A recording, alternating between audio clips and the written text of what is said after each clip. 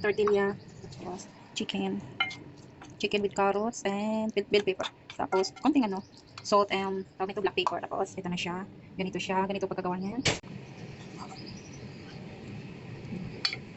Okay, ganito na lang.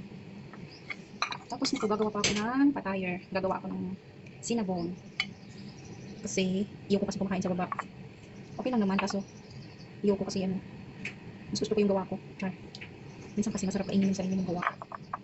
Iyo ko yung naasa sa iba. Kasi Ramadan ngayon, sige, mag-trying hard tayo magluto. Pagod man, okay lang. At least, nabigay natin yung best natin sa araw na to. Holy week kaya, holy month nila kaya, sige. Go lang ng go ni Ari. Ay, bumuka na siya. Kasi, tutugan ko yung chicken. Bawasan ko yung sa iba, para magsara ng maayos na. Ayan. Di pa tapos guys, actually may ilalagay pa ako nito sa gitna niya. Lalagyan ko ng bugarilla. Secret icon pa. Ito yung ilalagay ko on top, tapos ilalagay ko siya sa foron, pero hindi pa ngayon, mamaya pa.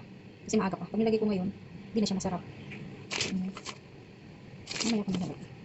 Dito parang punong food. 1, 2, 3, 4, 5, 6, 7. Ano pa naman dito? Sobrang siksik. My goodness. Tinay nabot ng 20 kasi. Siksik ko kasi.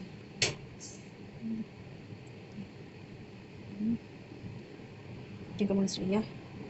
Pusog-pusog tayo para bumuka siya. At malagyan ko ng jugo ng maayos. Hindi ko kasi siya nalalagyan ng maayos kasi